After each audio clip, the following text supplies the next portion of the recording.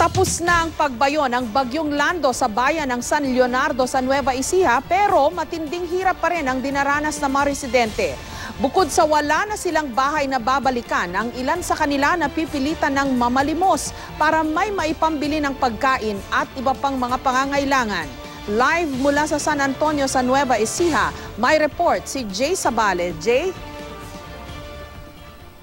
Jessica, unti-unti na ngang gumaganda yung kalagayan ng panahon dito sa may parte ng Nueva Ecija, pero hanggang sa mga oras nito, ramdam na ramdam pa rin yung epekto ni Bagyong Lando. Napilitan ng mamalimos ang ilang residenteng ito sa tulay ng bayan ng San Leonardo patungong Gapan sa Nueva Ecija para may maipambili ng pagkain at ilang pangangailangan. Ilan lang sila sa mahigit 100 pamilyang pansamantalang sa tabing kalsada nakatira ngayon, matapos bayuhin at sirain ng Bagyong Lando ang kanilang bahay at kabuhayan. Pabili lang po ng tanghalian. Sana po matugunan naman po ng ating presidente na tulungan po kami dito. May mga lugar naman sa Barangay Papaya, bayan ng San Antonio, ang lagpas bewang pa rin ang tubig. Kaya ang mga residente, kung hindi nasa bubong, nasa balkonahe o ikalawang palapag na. Mabuti na lang at may ilang volunteers ang nag-iikot sa lugar para mamigay ng relief. Kulang man kami sa equipment pero buo naman yung aming loob. Para mahalaga makatulong kahit na medyo delikado. Matyaga namang nililinis ng mag-asawang Jean at Sam Gonzales ang maputik na sahig at upuan ng Papaya Elementary School. Bilang guro, hindi ka po mapapakali hanggat hindi niyo po nakikita yung sitwasyon ng paaralan. Bakit po na? Hindi ka po mapapanatag sa iyong bahay kapag ka po ganun. Sa lungsod naman ng Cabanatuan, nasa 1,000 residente ang naapektuhan ng matinding pagbaha. Kwento ng ilan, inabot din ang kanilang mga tahanan na may ikalawang palapag na. Mula po tumira kami dito sa Barangay Isla, ng Cabanatuan. Ngayon lang po kami nakaranas na ganitong kalalim na tubig. Ang simbahang ito naman sa Barangay Sangitan East, bubong na lang ang nakikita noong kasagsagan ng bagyo.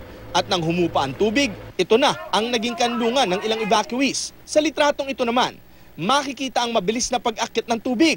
Bago magdilim, mabilis na kumilos ang mga residente para lumikas. Makalipas kasi ang 1 oras, halos umabot na sa kisame ang tubig, hanggang abutin pati ang second floor. Bilang pag-iingat, sa bubong na nanatili ang ilan. Nakuna naman ng GMA News ang paglikas ng mga babae, matanda at mga bata dahil may kasamang lupa mula sa bundok, pahirapan ng paglilinis sa mga kagamitan. May mga bahay ring nasira.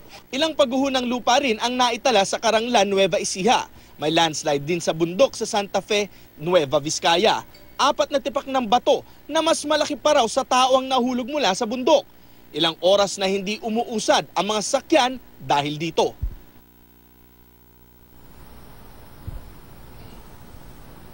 Jessica, dito sa bayan ng San Antonio, 5 barangay pa rin ang lubog sa tubig dahil nga sa pananalasa nitong Bagyong Lando, kung saan nakaapekto na nga ito sa mahigit 2,520 na pamilya o katumbas ng 15,208 na katao. At karamihan sa kanila ay dadalawang bagay ang kanilang hinaing, pagkain at tubig. Jessica? Kumusta ba ang lagay ng relief distribution dyan sa Nueva Ecija? Jay, as far as yung nakita mo kanina, kasi kahapon nagpunta mismo ang Pangulo sa Cabanatuan at nag-distribute ng relief goods. Yung ibang bayan kaya naabutan din? So far dito sa mga bayan na ating binantayan, tulad nitong sa may Gapan, San Leonardo at dito nga sa may bayan ng San Antonio, meron namang mga relief goods na dumating at pinamimigay sa mga tao. Ngunit ayon doon sa mga nakausap natin na opisyal ng lokal na pamahalaan, medyo kulang pa rin itong mga relief goods at kung sana nga daw merong mga magmamagandang loob na magbigay pa sa kanila ng konting ayuda para matulungan din nila ang kanilang mga kalugar. Jessica? Maraming salamat at ingat kayo dyan sa Nueva Ecija, Jay Sabal.